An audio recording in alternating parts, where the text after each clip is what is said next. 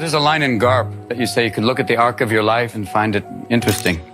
That's what it's been for me. It's nice that it has been getting better and better. That's the only thing I pull out of it. I mean, that's nice that it keeps trying. And the fact that I'm offered these amazing things to keep doing stuff that keeps exploring different aspects, that's wonderful too. The first movie was Popeye. Yeah. And if you remember, the opening scene is Robin in a rowboat in a storm, and I was here's this huge screen at Chinese theater in Los Angeles, and I thought, that's Robin, my little boy Robin. Look at him. Eat your heart out, world. Here he comes. Performing and doing all these things where you never acknowledge anything negative, and if you do, it gets very violent, like the time, what happens immediately after the scene you just saw is, he starts to confront who you are. So I know who you are. And he would have really hurt Jeff's character if he'd gone any further. And that's why he goes, the hallucination guards against that.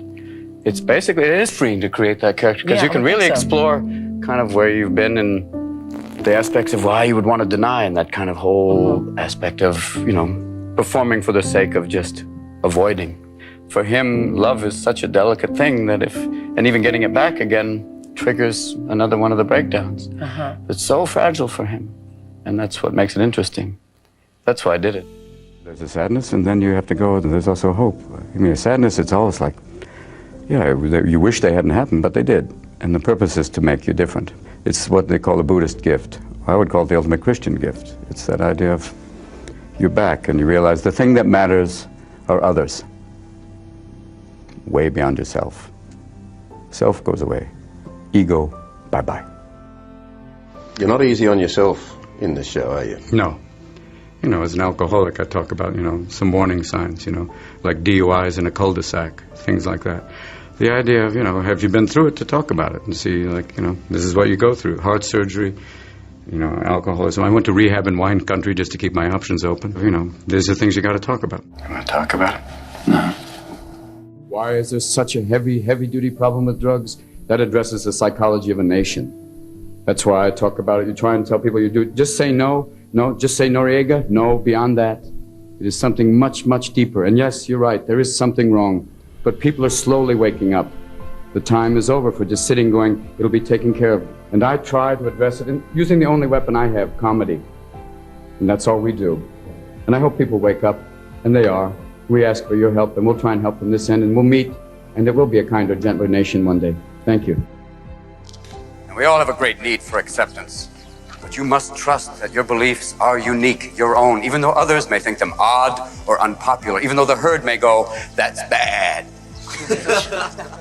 I don't envision myself as a teacher or as I can't proselytize to people even when we talk about drugs or anything. You just have to, I'm a player. And in the sense of just in the process of playing, you can talk about some interesting things, that there's things that, why we've evolved to make that connection, to go on, to do amazing things, and that moment, talked about this once, that there is that thing when you create, when you find that little tiny flash, when you find some idea. It's bliss. It's bliss. Well, because the brain gives you the same reinforcement that it does with sex. That's right.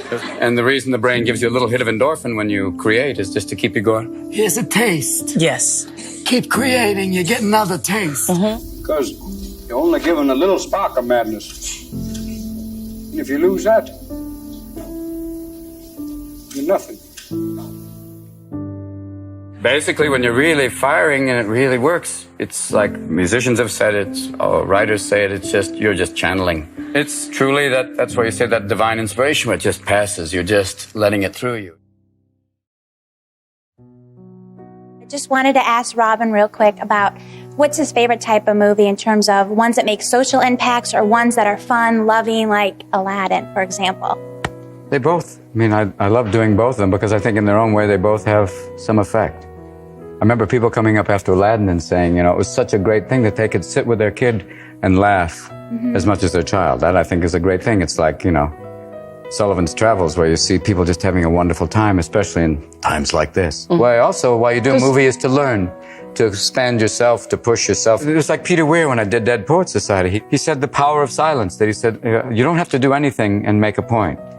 Or the power of thought. You learn something and you make a movie, which is a double bill. Yeah, And you get paid. But it's, I mean, that, if the truth is, if they knew it, I'd probably do it for much less. I don't know how much value I have in this universe, but I do know that I made a few people happier than they would have been without me. And as long as I know that, I'm as rich as I ever need to be. I mean, you know, some movies you do for money, and those are the dangerous ones.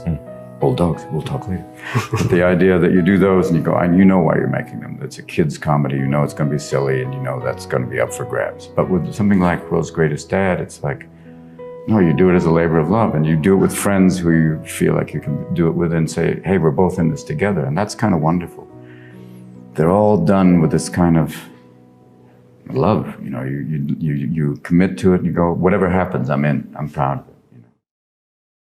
That's always what I want to do, is to try different things and kind of always change perceptions. And change the rhythm. You can. Yeah, break up. It is a rhythm. It's basically saying, okay, now we hit it, you know, that, and then, you know, hit a little harder and then back off and then go berserk like, you know, with the stand-up, which is just free form, and then come back and play something so controlled like in 1 Hour Photo.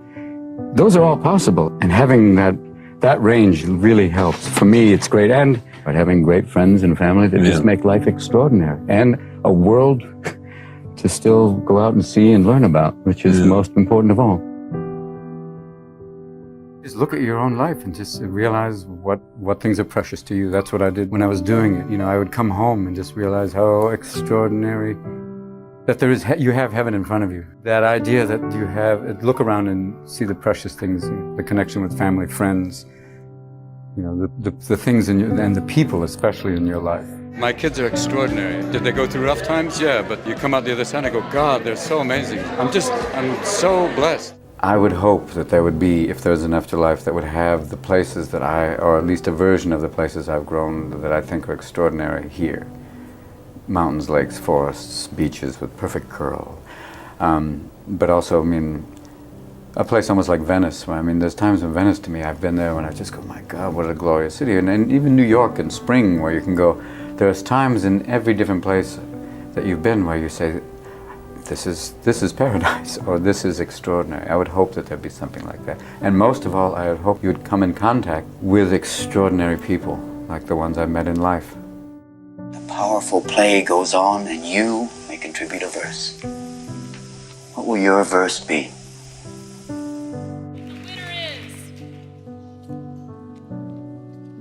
Robin Williams. This is now. What do you think your legacy will be?